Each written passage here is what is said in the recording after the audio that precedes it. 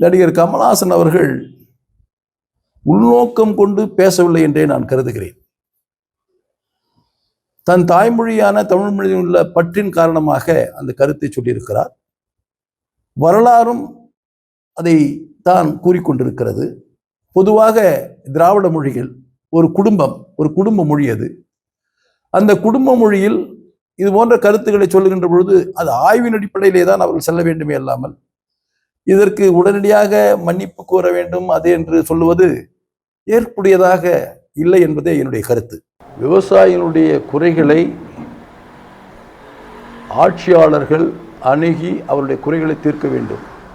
ஆனால் இந்த அரசு எல்லா வகையிலேயும் விவசாயிகளை புறந்தள்ளி கொண்டிருக்கிறது. அவர்கள் தேர்தல் அறிக்கையில் கூட விவசாயத்திற்காக கிட்டத்தட்ட 83 வாக்குறுதிகளை கொடுத்திருக்கிறார்கள். அந்த 83 வாக்குறுதிகள் கூட விளைபொருட்களுக்கு சரியான விலை நிர்ணயம் செய்யப்படும் என்று ஒரு வாக்குறுதி இருக்கிறது. அப்படி நிர்ணயம் செய்வதோடு மதிப்பு கூட்டப்பட்ட பொருள்கள் உருவாக்குவதற்கு இந்த அரசு நடவடிக்கை எடுக்கும் என்று சொல்லியிருக்கிறார்கள். இப்படி பல்வேறு வாக்குறுதிகளை கொடுத்திருக்கிறார்கள் இல்லாமல் இதுவரையில் இந்த 4 ஆண்டு கால ஆட்சியில் விவசாயி பாதிக்கப்படுகின்ற பொழுது அந்த பாதிக்கப்படுகின்ற விவசாயினுடைய தேவைகளை அறிந்து உடனடியான நடவடிக்கை எடுக்காத ஆட்சியாக இந்த ஆட்சி இருக்கிறது. மிகவும் வேதனையாக இருக்கிறது. தயவுசெய்து விவசாயினுடைய மனங்கள் குமுறுகின்றதை, அந்த வேதனையை இந்த அரசு அடக்குவதற்கு உரிய நடவடிக்கை எடுக்க வேண்டும் என்று நான் கேட்டுக்கொள்கிறேன்.